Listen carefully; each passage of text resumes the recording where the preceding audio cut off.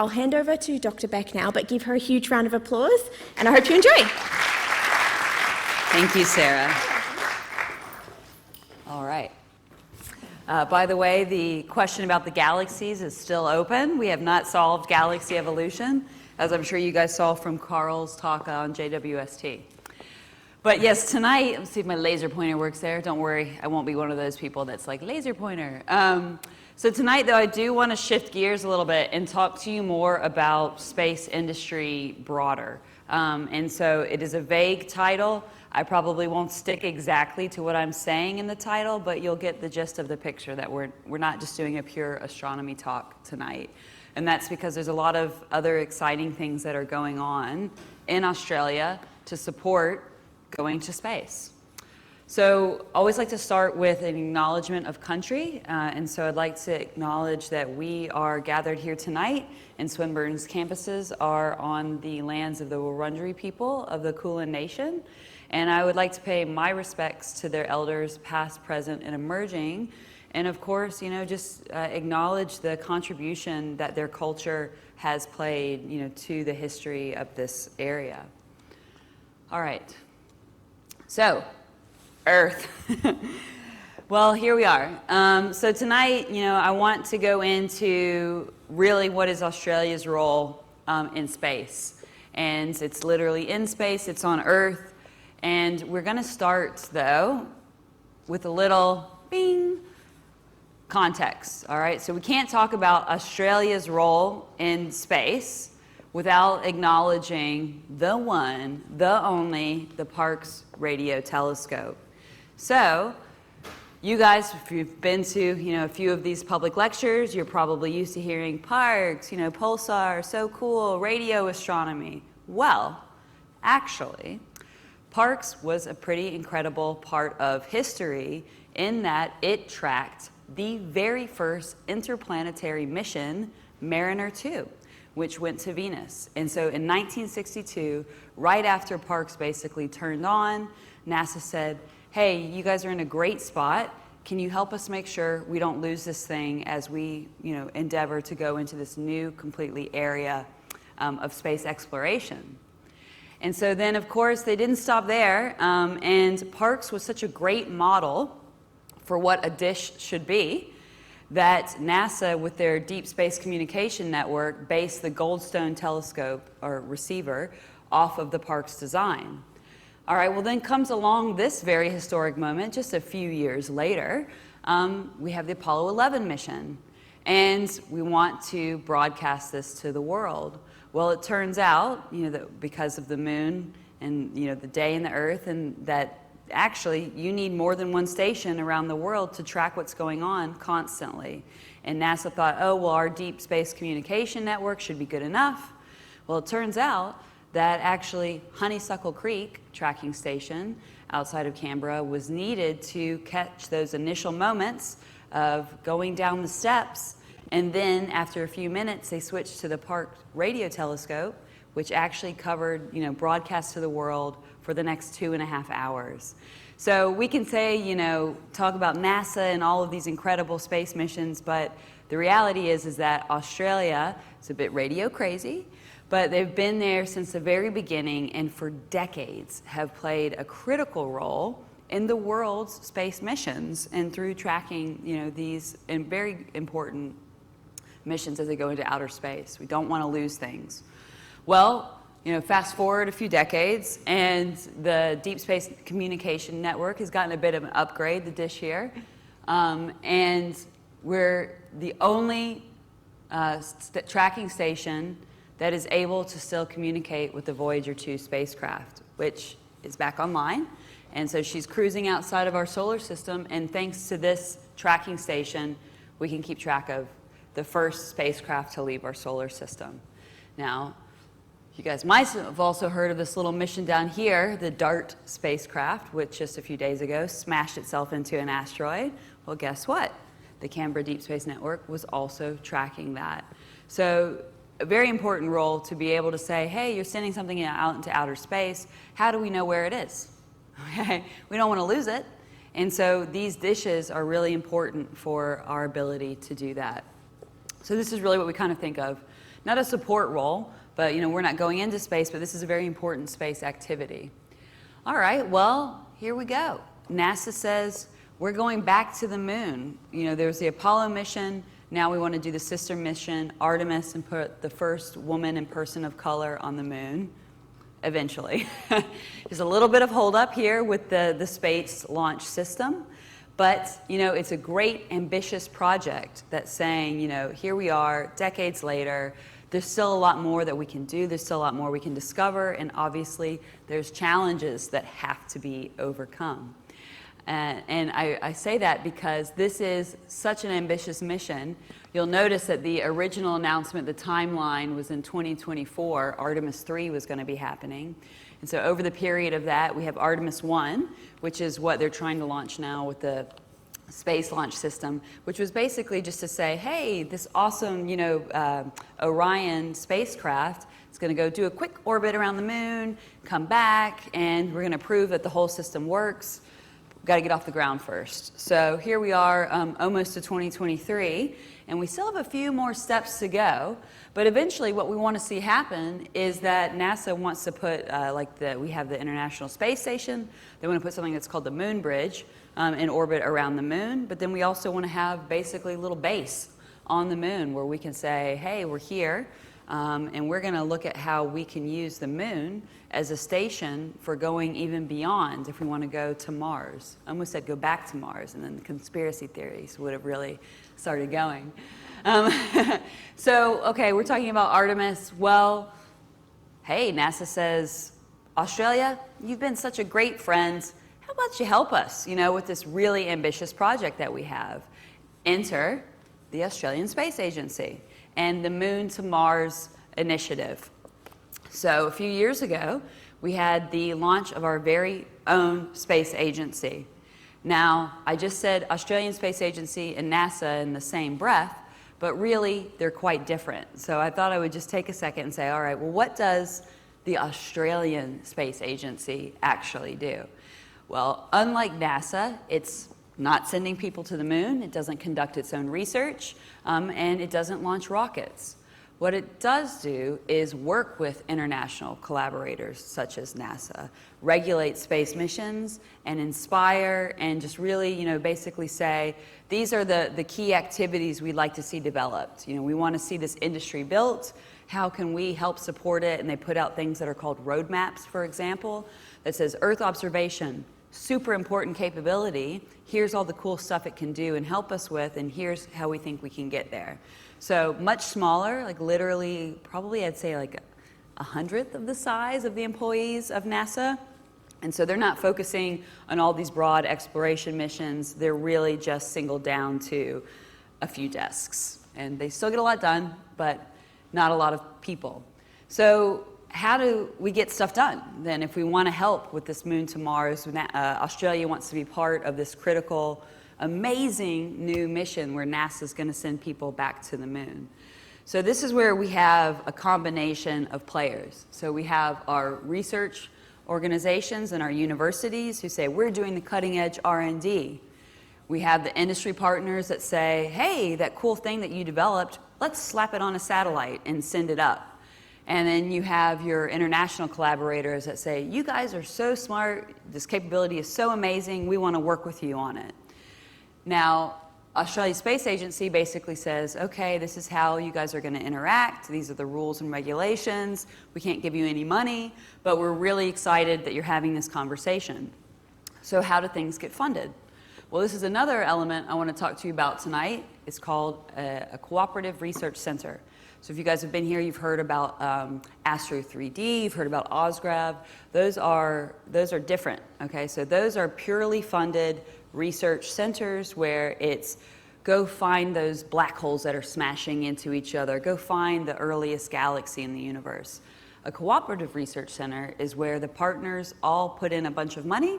And so if you have a university partner and you have an industry partner, they're putting in funding and they're saying, we want to see projects, but the research has to go into development. It has to be something that's going to become either commercialized or essentially something that's going to be translated. It's not just going to, expand our knowledge of the universe. It's going to be put into a satellite or a spacecraft. So, all right, we're going back to the moon. What are we going to need? Well, we're going to need some resources. So what are we going to help with? So I thought, well, why don't we just highlight a few of the cool projects that Australia is really, excuse the pun, paving the way on. So the moon, okay, we know that it is not the most nice place. We know that there's icky stuff like moon dust. It can be really dangerous. It's got these funky electrostatic properties. It's this really nasty silicate, and it just gets everywhere. Okay, so how do we deal with that?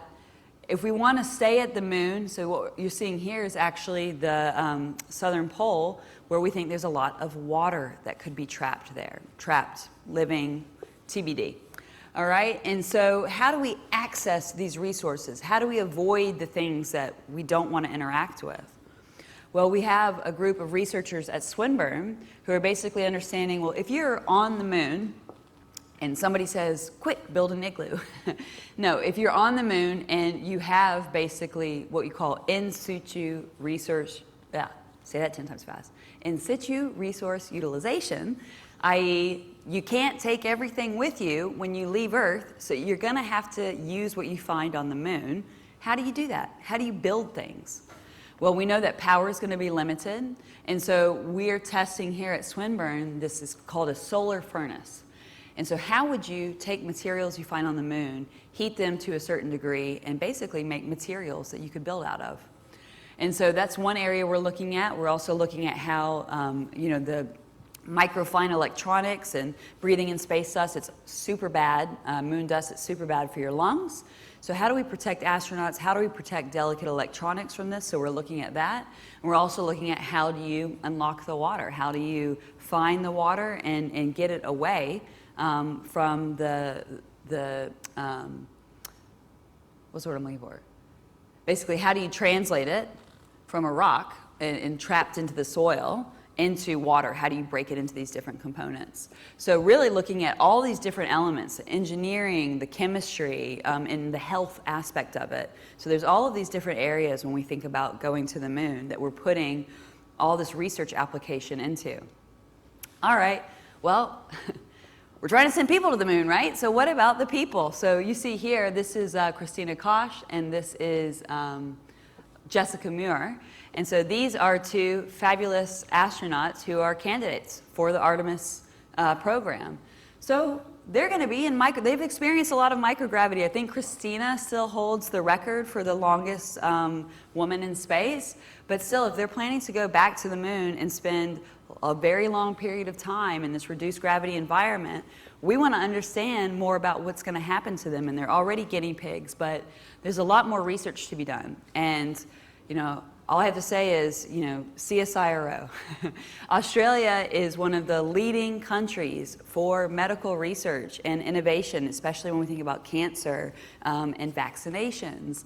And so why not apply that and use the microgravity laboratory that we have in the International Space Station and say, what are astronauts going to need?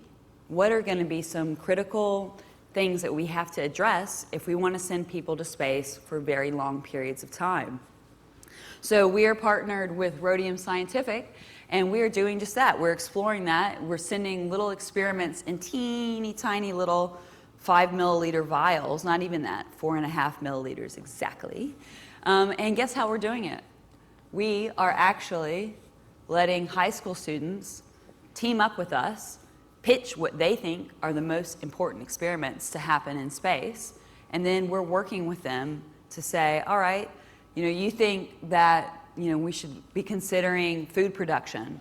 We see research, we just send them out there and we say, okay, do some research, tell us what NASA's looking at, what's important. Well, the mood of the astronauts actually drastically changes if they can have fresh food. It's as simple as that.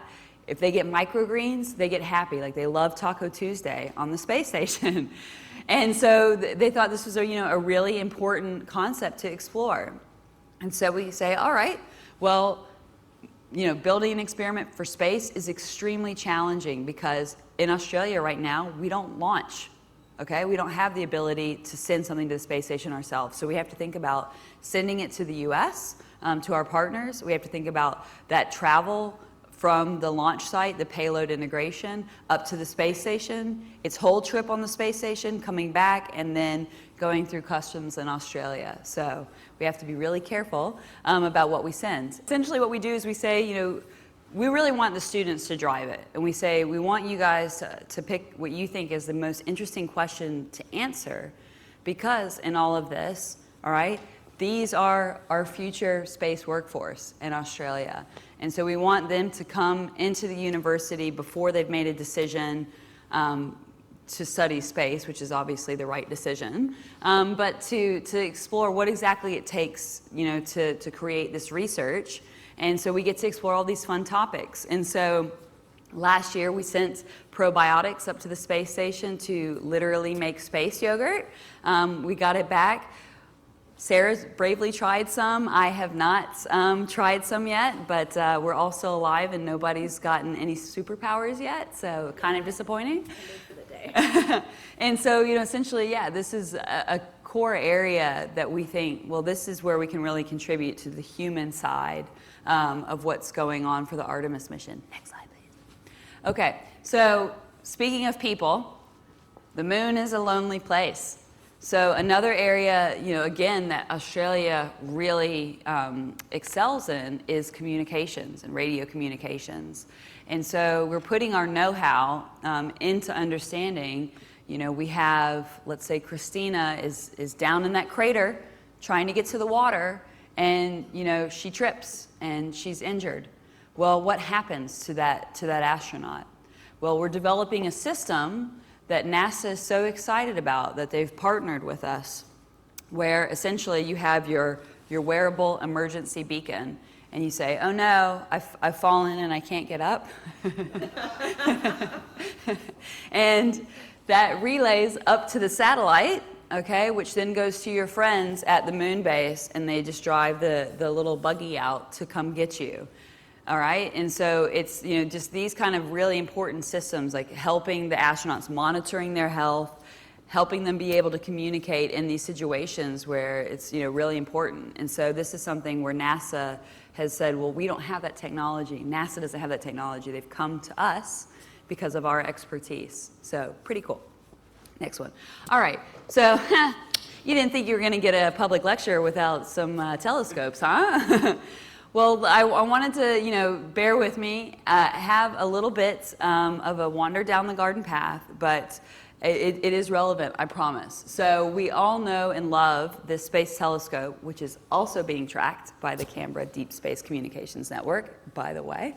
This is the James Webb Telescope, and so by now, I'm sure you guys have all seen this picture, galaxies everywhere, getting to appreciate what this instrument that has infrared imaging can do. It can see this extremely faint light.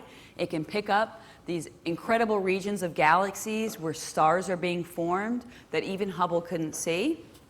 And not only that, it can turn back around and say, you know what, our solar system is pretty cool too. Why don't we have a look at the planets in our solar system? So we see Jupiter. And so like never before, we can see the reflectance of the cloud layers. And so the brighter things are, that's closer to the surface, and we see the great red spot just booming there in infrared light. And then we can go way on out to Neptune, and again, you just see that it's glowing in this infrared light. And so it's so bright, and it's amazing because the dark patches are where the methane in Neptune's atmosphere is absorbing that light. And then the bright spots is where the sunlight's being reflected. And of course, I love this, like, let's zoom out. Oh, you just get like 200 galaxies for free. Thank you, James Webb. Like, that's incredible. So it's just this amazing instrument that then we come, a step closer, and we say to our little red neighbor, well, let's have a look at you, okay? Let's have a look at you in more detail. We can use this infrared imager, and we can look at the sunlight reflecting off the surface, and we can see these amazing details of these geological features, craters on the surface. We want to know more about Mars history and be able to complement the work that's being done by the rovers on the ground. Now, the crowning jewel to me of James Webb is so we've got the infrared imager, but we have what's called the near spec instrument. So I'm sure you guys know all about this, but the ability for it to take spectroscopy in this wavelength of light is so important. So we start down here at 1 micron and we just go on. And the reason this is important is because those troughs that you see, carbon dioxide, that's where we can see that Mars is, it's absorbing that carbon dioxide. So we know there's the evidence that we always suspected. We've taken measurements of the atmosphere, but here is that detailed map of what it's made out of. So spectroscopy is super important. And then, just showing off a little bit, why we've been worrying about planets in our solar system. James Webb is telling us about the atmospheres of planets outside our solar system. So this is just a really amazing tool because, as we know from our own atmosphere, all right, that being able to take the spectra of it, that tells us the ingredients of the atmosphere. That tells us, is this a habitable planet? Is this a place you want to live? Is there stuff there that you can breathe, or is it not going to be a good time? So now this is basically, if we think about it, all right, so those features that we're interested in, Mars, looking at exoplanets, that means that actually what we want to do with that infrared is impossible to do from the surface of Earth. And that's because our atmosphere, all those yummy molecules, they absorb all that infrared light. And then we emit a ton in infrared as well. So that's why we have to put James Webb in this incredible vantage point. And actually, if we're talking James Webb, we have to go way further out. And we think, all right, well, James Webb it's outside of Earth's atmosphere. It's able to look out into space and use this incredible instrument. Well, why are we wasting it on outer space? Why not turn that perspective around and say, well, what can this kind of innovation and instrumentation, what can it do for Earth? Better yet, what can it do for Australia? So thank you for that little detour. This is where my work with SmartSat CRC comes into play with the Eye in the Sky capability demonstrator. So this is a targeted program where we're looking at supporting, research and development in areas that are going to specifically address disaster response and climate change resilience.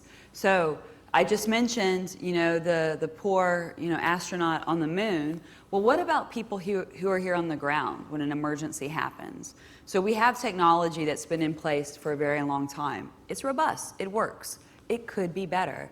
And so we really want to explore how can we deal, with these disasters that we see. How can we respond? How can we make communities more resilient? And so we're saying, all right, you guys are, we're smart enough. We've got astronomers that know how to use the James Webb Telescope. Let's see what we can put our minds to design instruments and computing, methodologies to help us deal with these things that we see on Earth. So the first one, what do you get for being up above and looking down, what we call Earth observation? Well, you get a really good idea. You get to analyze and track these super storms like we're seeing the US get smashed with right now. So we've got hurricanes, and this is an optical light, so this is the visible spectrum of light.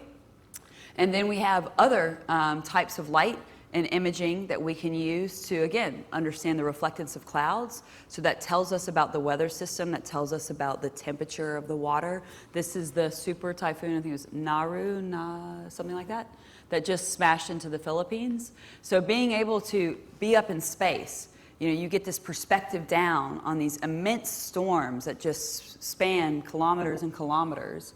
And so that really helps us say, okay, well, how can we track these and understand more about their development and how they're changing with the changing climate? And then, of course, we couldn't talk about climate change without saying, well, it's kind of hard, even though unfortunately the ice caps are melting, it's still a pain to send people there. So why not use telescopes looking down to observe on polar orbits to track the changing sea ice that we see? And this is actually the average sea ice, and you can see that over the last 5 to 10 years, it has really receded. So that's important. Also, how small does the North Pole look when you put it like in this projection? Teeny. Okay, so I digress. Let's focus back on what's plaguing us here in Australia. We have had horrific bushfire seasons, and we're still seeing, these unfortunate flooding events that are just happening all the time. So how is space going to help Australia deal with these? And so I thought, let's walk through some specific examples of how Australian researchers are leading the way in the world to develop some really incredible ideas. All right, so you have a bushfire. So this is not great, this is horrible. Bad wording. So we have this bushfire, and we're getting this imagery from space. And so you can see here, oh, God, I've been missing my prizes. You can see here, question, if somebody wants a prize. Where is this main fire happening? First person hand up. Is it around Canberra? More south, more south.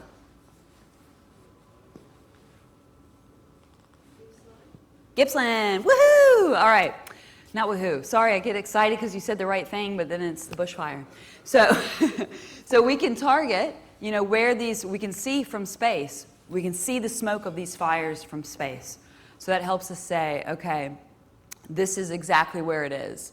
And then we can compile that data over the year, over the season, and we can say, so you see this kind of orange gold area.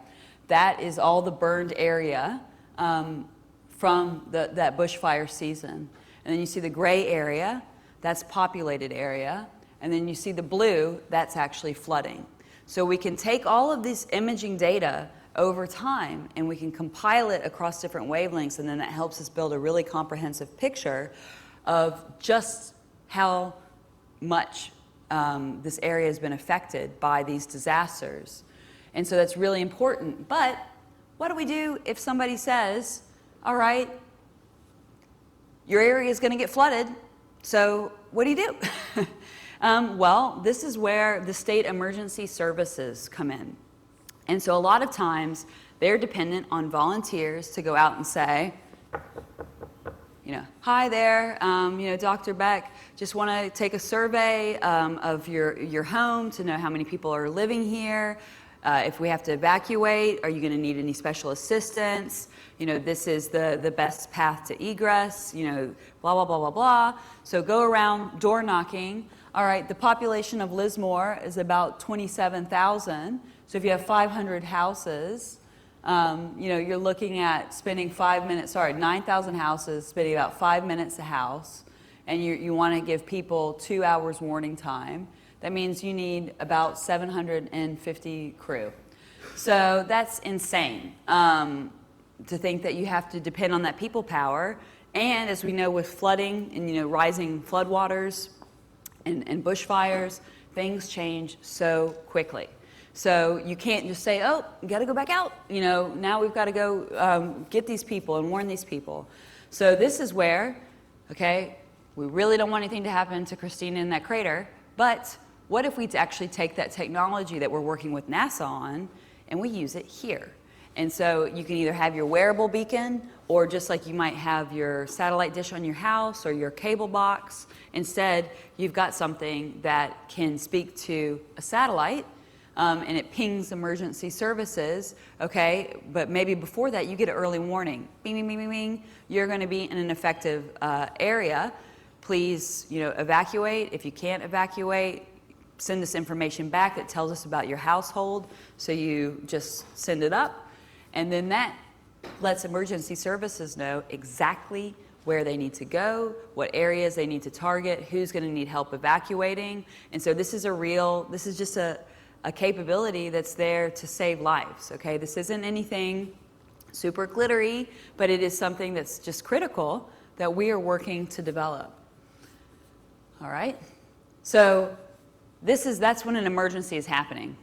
Well, what about detecting a fire right when it's starting? Okay, so we can just get that information in real time. We've got this perspective above Earth, this view. How can we actually take that data, those images that are coming up, process them, and then be able to say, within an hour, here's a fire, send emergency services out. Well, this is where this cool, now we're back to infrared. So James Webb doing amazing things with the universe in infrared, but it turns out, so here's a little physics for you. So we know from Wien's law and black body radiation that fires, bushfire peak temperature can be around 1100 degrees Celsius. And that actually translates to the shortwave infrared spectrum. So we can see these fires in infrared, and in the visible light, you can see the smoke. And so here you go, you've detected it. Now, let's say you want to develop a way, an algorithm that says, detect that thing for me and tell me, so I don't have to have somebody sitting at a computer as the imaging is coming through to Earth. Even better, why not let the satellite do it? Okay, so as the satellite's collecting the data, it knows what images have interesting objects and then sends those down, and then we've triggered all of the necessary response time so much faster than if a person had to do it. Well, this is a really cool thing. I'm sure Sarah's already talked to you about it, called machine learning, right, and artificial intelligence. So these same methods that we're using to look for incredible features like lenses, galaxy lenses, we're trying to find transient objects, things going boom in the universe. We can actually use that same kind of computing know-how to look at images of Earth, to find things that are interesting, to find detect these objects. So for example here, these are little bitty bits of smoke that have started, and so what Ravin has done is he's trained an algorithm, so they call it training. It's like, a person, but it's a computer. And so you've trained it to find these specific pixels. So the pixel, so that's the little part of the picture.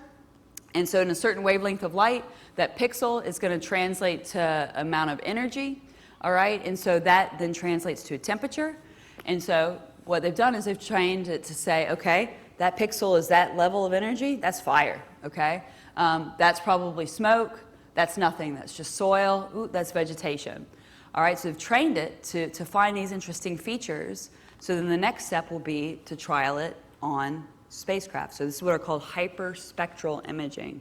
Now, in outer space, we just call that a data cube. Been there, done that. But in the satellite community, it's this new exciting thing. We're using all these different wavelengths to look at Earth. Yay, finally. We're like, we told you. And then this is work that's been done by Swinburne. Again, a very similar idea, essentially that how can you detect the edge detection of a fire? How can you find the expanse of this fire and detect it, and basically take this imaging that you have. So this is from Himawari satellite data, and so this is a big satellite, okay? This is a weather satellite that's just looking down and boop, boop, boop, like taking pictures as it goes. And so you may not get the best resolution because it's not there to find fires, okay? It's just taking pictures of hurricanes and things. And so using machine learning, you can say, all right, well, we've got enough of this data set to train on. We know what this should look like, and so we could actually do what's called super resolution. We're really simple in astronomy. If you haven't figured it out in the space community, it's not just some technical term, it's super, okay? It's super resolution. And so that way you're detecting the fire. So again, it's a similar kind of computing thing, but doing a different task. So by applying machine learning and artificial intelligence to the satellite imagery, we're now able to detect things rapidly. And so that's going to be an incredible capability. All right, and so then the next thing I want to talk you through is this is a project called Oz Fuel. So we talked about being able to see things from space, just to be able to detect the smoke from a fire. Then we talked about being able to rapidly process that imaging data to highlight and find the features that you want very soon. But let's step back before the disaster even happens. How do we know what areas are going to be the most at risk for flooding or for bushfires? And so this is a project out of ANU called OzFuel. And essentially, here we go, back to the infrared light. So as it turns out, we talked about, the cloud reflectance. So as it turns out, eucalyptus leaves, the cellulose in them reflects back at a very specific wavelength of light. And that tells you how dry the leaves are or not. So from outer space, you can use infrared imaging to understand if your eucalyptus forest is dry or not. So you can actually then create a map and a whole system that helps you understand the fuel moisture content. So now we can track over the course of a season what areas we think might be particularly fire risk. Now, a lot of us know here it's called bush fire, not forest fire. I am from the US, we do call it forest fire. But it's bush fire here because we know the grasslands tend to be areas where it can be really dangerous. So this is, again, it's still just an initial kind of demonstrator concept, but it's a first step to say, we know in nature that something's spectrum indicates what it's made out of, so we're taking that tool and we're turning it around to be able to look down on Earth and say, if we see the reflected sunlight off a eucalyptus tree, we can actually tell the moisture content of the leaves from space. So pretty cool. All right. So I've taken you on a little journey tonight. And what does this all mean? All right. Well, because of Australia's geographic location and its know-how, it's always going to be a valued, expert, consultant, supporter, all right? And that's never going to change. It's always going to be in demand because we have the experts, especially in radio frequency communication and tracking. All right, great. But we've also shown that we have this amazing, ingenuity and innovation when it comes to problem solving issues that we see across the world, helping other space agencies that want to team up with us, and even building our own hyperspectral imaging satellites to go into outer space, Australia's own satellites, okay? And even better, we're launching our own rockets. So, what we're starting to see now is really just, the emergence of all of this incredible, research being translated and applied to these problems, as we say, applied to industry, it's Australia in the space industry. But really what it's coming from is the engineering and the research know-how that we have across all of these different areas. Obviously, I'm partial to astronomy, but medical science, there's some other really cool stuff. But all of this is being applied, to these problems, and the world is starting to take notice and starting to say, wow, this is great. This rocket launch, by the way, that happened with ELA, NASA was begging us for years and years and years and years. You guys are at the right place in the world. We can't do this experiment, from the US. We need to launch it from the Southern Hemisphere. And so it's just that incredibly, all of that value that we have to harness. And so with that kind of little inspirational bit, I will leave you to ponder what is next and take any questions that you guys have. So thank you very much.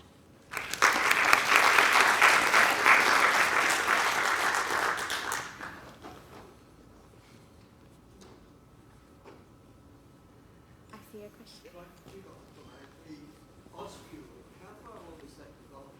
Because it seems if we can look at the total probable fuel load and that question of the dryness of it, Yeah. and the character of the plants in that fuel load, is it very far developed, or is this Yeah. just the very beginnings of it? So that's a fantastic question. And so with the SmartSat CRC, what they do is essentially they'll look at these individual projects and they'll fund a certain proposal. So OzFuel, the initial phase of that is finishing. So what you actually saw pictures from were what we call the capability study. So they've said, okay, this is the kind of instrument you would need. This is how we would want to fly it. These are all the parameters for the mission. And so the next phase is the demonstrator phase. So right now we're waiting to get OzFuel through to the demonstrator phase. And so that's actually kind of to lead on from your question is I showed you a picture of Cagnini at the very end. So Australia is planning to launch Kanini. There's another mission called Waratah Seed out of New South Wales. So we're planning all of these Australian-built satellite missions. And so the next question for us is kind of to understand, I didn't even cover a lot of this, is do we want to launch a bunch of what we call low Earth orbit satellites to be really, kind of close, take a lot of data, they don't cost as much to launch? Or do we pull together and we say, well, this is the OzFuel, that's an instrument. So that's what we call a payload. So do we get together a lot of the cutting technology payloads and put them on a different kind of satellite? So that's actually something that the Australian Space Agency has recognized, and they have announced funding for what are called the National Space Missions for Earth Observation. So right now, they are scoping out and speccing and saying, what exactly do we want to do for these missions? So OzFuel will most definitely be involved either in having their own satellite or being part of that. But it's probably still a couple years down the road to give you a timeline. Could I ask just one more clarification? Yeah. Does this mean that the Australian satellite is something between a think tank and an enabler in the way it works? Yes. So he's asking, is it something in between like a think tank and enabler? And the answer is yes. And part of it is because when you want to build, like for example, you saw the James Webb Space Telescope. The European Space Agency designed this part. NASA JPL designed that part. And so while we have we figured out, the concept, this is what you would need, this is the wavelengths you'd want to observe, building the actual instrumentation, integrating that onto a satellite payload, launching that satellite. These are things, so it's like ANU, they're the research experts. They're the ones that are going to tell you that's exactly, where you want to look. And so then progressing that into a full, satellite, that's still going to take a few more pieces. But we do have that know-how in Australia. Okay, so it's about whether we build it ourselves or do we go to Europe and say, I've got this amazing imager, can we retrofit it to can we kind of modify it for purpose for this type of mission? So that's where the really global collaboration comes in, because they're also coming back to us and saying, oh, you've developed this computing method, we want to test this, same thing, can we use your upcoming satellite mission? I hope that answers your question. Go ahead. Putting satellites up is a great way of looking at all sorts of things. What about cluttering the sky? Oh, yes, the old space debris question, yes. More is not better in this case, right? So we are getting to a point where I think, when we look at the Australian Space Agency, and then as well looking at the UN, it's the Committee for Peaceful Activity in Outer Space or something like that. They've got to come up with better acronyms. But essentially, we are launching, and by say we, I mean Elon Musk, is launching, thousands of these satellites up that are incredible communication capability, but the lifetime is something that exactly has to be considered. And so now, actually, what's being looked at is, so originally for a low Earth orbit satellite, you had to say, okay, it's gonna deorbit in a certain amount of years. And now, actually, it's the recommendations are going to be that it's months at a time. So you can only leave a certain satellite in a certain orbit for a shorter period of time to reduce that airspace. Now, that's not in play yet, and people have to agree to it, and it has to be regulated. So I think there's still a lot that really has to be, it's exciting to think of all the possibilities, but we're at a time now, too, where we haven't launched it yet. So it gives us the opportunity to say, okay, we're going to be a responsible player, and we expect anybody else we're working with to, be that way as well, so that we're creating a solution, not another problem we have to solve down the road. Any other questions?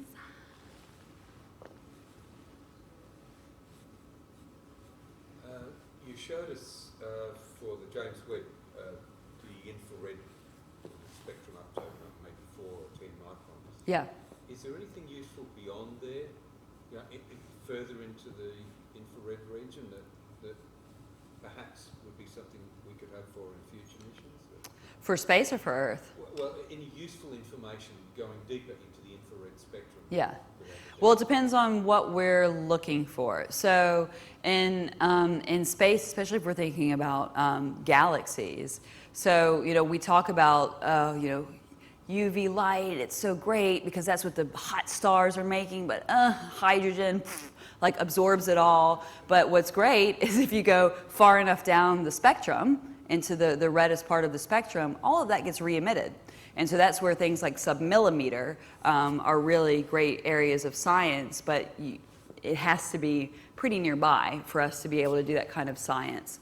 So the answer is yes, certainly for space, if you have that area, of the spectrum, you're going to be able to do things like, especially we're talking about atmospheres, and looking at that kind of planets radiating out that infrared, that range, I think around 10 microns is where we get a lot of that emission. So that could be really interesting science. But then for Earth, our atmosphere absorbs it all. So I don't know from space how interesting that's going to be, except for if we want to say, ooh, we're losing some atmosphere, or, like we have less percentage of heat being transmitted, which is probably a good thing if we're thinking about global warming. So some climate questions you could probably address with that. So fluorescent effects were, Yeah. were one you mentioned. Exactly. Okay, Yeah. thank you. Yeah. Go ahead. I think you just earned yourself a prize, by the way, for 3 questions. Just a slightly side issue, you're talking about returning to the moon. There seems to be a very wide range of judgments about the effect of radiation. Oh, yeah. We have had people on the space station for Oh, yeah. several periods of time. Yeah. Do we have much hard evidence of the radiation risk for low orbit space stations Yeah. on the moon or another planet? Well, that's one thing that... Let alone further travel than that. Yeah, so he's asking about the risk of radiation and how much do we know about exposure. Well, there's a long answer to that question. The short answer is there's a reason we haven't tried to send people to Mars yet. Is like once you leave the Earth's protective shield of its atmosphere and magnetic field, you're getting bombarded. You know the exact amount of radiation? I think it's something, so on Earth you might get 5, what's it called? Rads. Not it's the S unit, I forget what it is, but so we might get like 5, 10 micro, I forget the, Yeah. yes, and then if you get an X-ray, maybe up to 20 if you're exposed, and then in space, if you're up in low Earth orbit for a solar flare event, you can get several hundred, which is not good, and then once you travel through the Van Allen belt, you're getting several hundred every time you travel through. Yeah. So on the moon, you're going to and back. Yeah. But that's something they're trying to, which is really cool about, Beck mentioned Artemis 1. So they have dummies on there because Yeah. we know what it does to a atomically male body because we've sent X amount of men to the moon. We haven't sent any females, and Yeah. we've got very different ways of the way the body works with radiation. So that's what they're trying to investigate now, which is awesome. Yeah. So, That's all right. Did you have a... My Go ahead. comment is only, I suppose, supporting what was said there, I thought that women in their reproductive years were only allowed half the radiation dose of males in Yeah. general in the past. Yeah. And therefore you would want to send men up there to die. Not so much women. They've got to have some useful function. Yeah, well, I think certainly understanding, especially if we're thinking about long-term space travel, right? And if you were to have to procreate, we want to ensure that the quality of life for all individuals on that spacecraft is it's not a one-way ticket. So I think radiation that's a big area, especially again, look, Australia, we know a thing or two about radiation. And so that's, areas we're looking at, how would you shield? Because you can't take a big old heavy tank of water and, just shield with water. That doesn't work. So good luck launching that. But yeah, so there's definitely a lot of those kind of challenges that we're looking at. It's not just about growing superfoods, but you got a lot of other factors that are built in with that long-term space flight.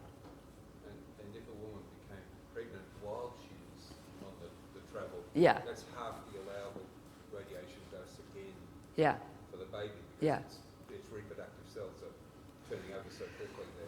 Well, and as well, I think they've done a lot of studies to just even understand, is it possible, because it changes our physiological, like it just changes us so much.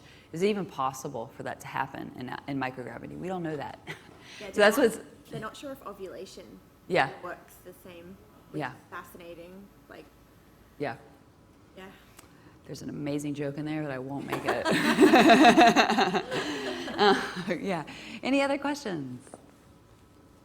Our newbie. Yes, yay! I wasn't going to sing you that, but look at that. In regards to radiation shielding on the moon, I know that Swinburne has done research into that. Yeah. But what are the current addresses? Like, what are the plans with the Artemis program? Because if they're going to send people, they need to figure that out. Yeah. I know there was a plan for using regolith, but Yeah. I think so he's asking, like, what is our plan for dealing with it if we're sending people?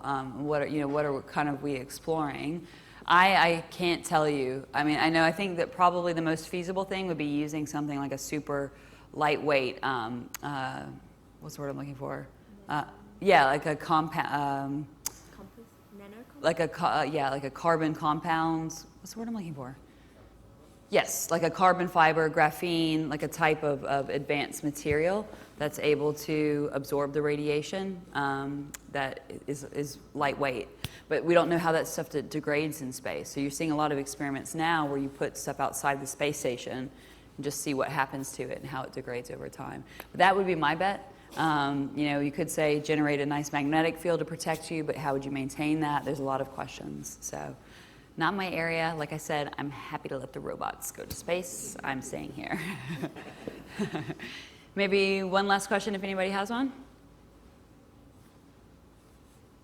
You guys are all ready to go. Prizes. You haven't even Yeah. shown the prizes. I know. Well, I've got 2 prizes to give out, and luckily, I've got 2 people that have earned them. So these are your prizes, little astronauts. And I do have some. Just for anybody that wants one, some NASA stickers, so you're welcome to that. And then as well, I showed you guys our student space project, and so this is the patch they made, the Probiotic Challenge. So if anybody would like one of those, you're welcome to them. So yeah, thanks so much for coming to hear about something that wasn't just about galaxies, but about our own planet Earth. And stay tuned. We've got more interesting stuff that we're doing in Australia. So we're great at space, no matter what area we're concentrating on. So good job, Australia. Thank you.